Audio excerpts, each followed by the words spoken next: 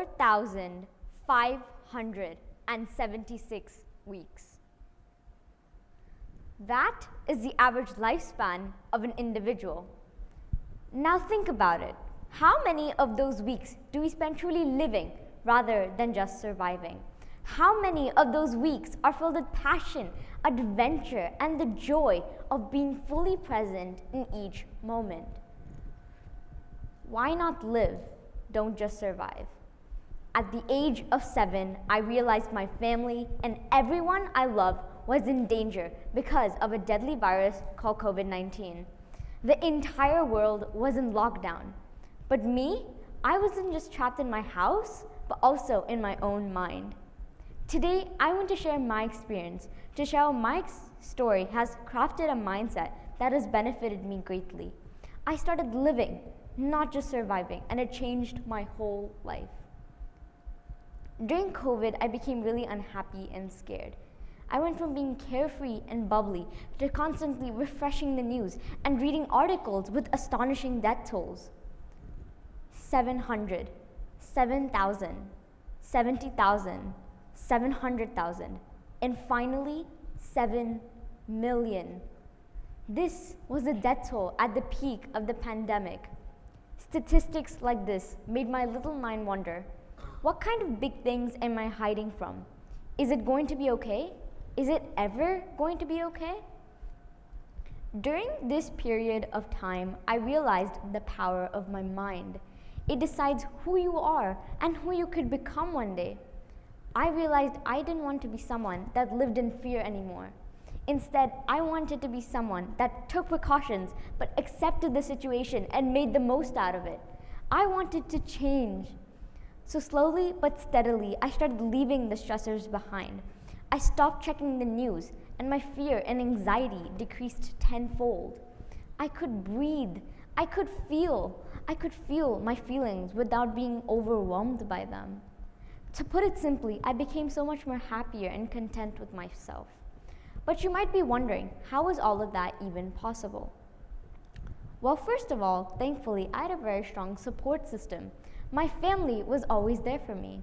Every night after dinner, my father would take me to the rooftop balconies where we had deep conversations about our feelings and how to deal with them.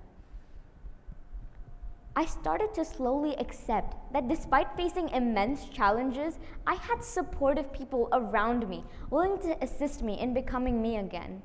Adopting a mindset that focused on thriving and growing rather than just getting by helped me find greater happiness, a newfound sense of freedom, and actively pursued a fulfilling life.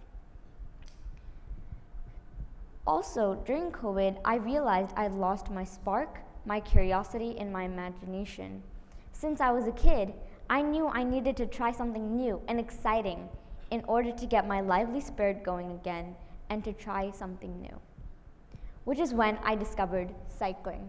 Because after 2 scraped knees and bruises all over my legs, I finally got the hang of it.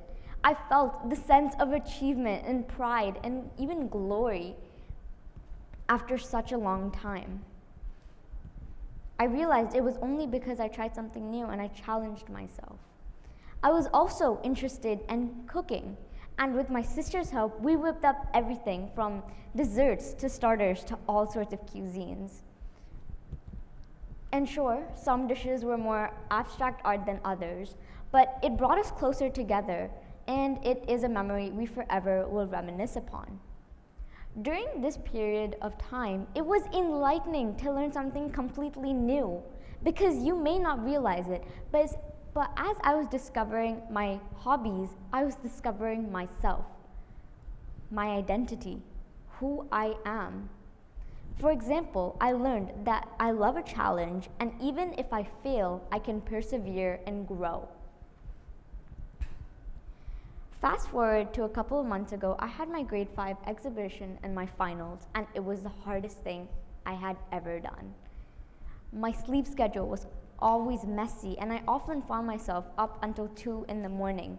My teammates and I constantly argued, and it seemed like no one would ever get me. I felt tired and constantly restless. Is this what growing up feels like? Is this what my future amounts to? Am I always going to feel like this? And the worst part was, I forgot that because I had become so engrossed in the work I was doing, I forgot who I am. I forgot my own self. I then realized I wasn't Jeana. I wasn't the fun, friendly, and sometimes cringy girl. I'd become someone I myself did not recognize. However, in order to improve on that, I needed to find out what went wrong and find small actionable solutions that could be implemented to make an exponential change. My first problem that I identified was my sleep. I didn't realize how bad my sleeping habits had gotten over the past couple of weeks. I was sleeping late at night, then going through the school day feeling grumpy and tired, then coming back from school and taking long naps, then feeling guilty about wasting all of that time. It was a relentless cycle that was both unhealthy and unproductive that eventually led me into the very unhealthy habit of procrastination. My second factor that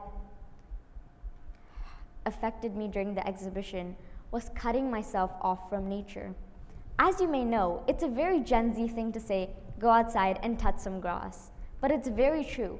I stopped going outside whenever my mother asked me to go down and take a walk, and stopped just doing outdoor activities that I was just supposed to do because I was a kid. My third problem that I had encountered was losing my sense of gratitude. I stopped appreciating all the amazing beauty around me, and I stopped being grateful. I felt increasingly disconnected and dissatisfied. Is this what everything was supposed to be like? I just knew something was missing, and that was my love for the small joys in my life. So those were all the problems I had encountered, and here's what I did to solve them. Recognizing that I had needed better sleep, I committed to establishing a consistent bedtime routine. I started getting better sleep by setting a regular sleep schedule, limited my screen time before bed, and actively sought better sleep. Doing this helped me get, of course, better sleep, which led me into more focus and even better patience. Recognizing that I had become disconnected from outdoors, I actively sought opportunities to spend time outside. I started saying yes to outdoor walks with my mother, and I made it a habit to take a break outside during the evening, whether it was just a walk in the park or simply sitting down in the backyard. Lastly, I inculcated my sense of gratitude by consciously shifting my focus from negativity to positivity, instead on constantly hyperfixating on what I lacked or what went wrong. I shifted my focus to journaling, and each day I wrote down things I was grateful for, no matter how small.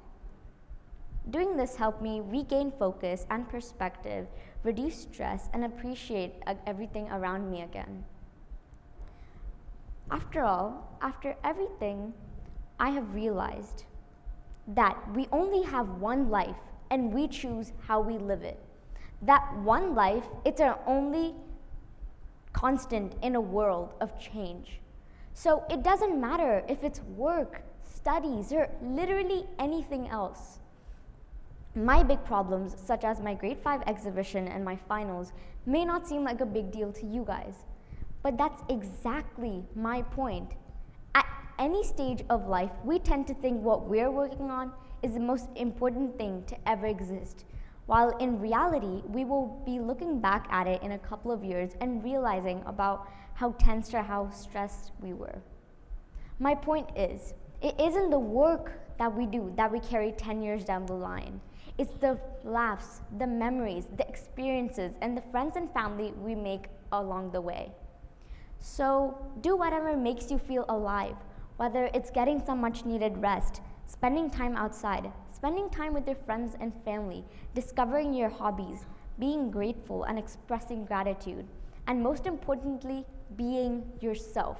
Because why not live, don't just survive. Thank you.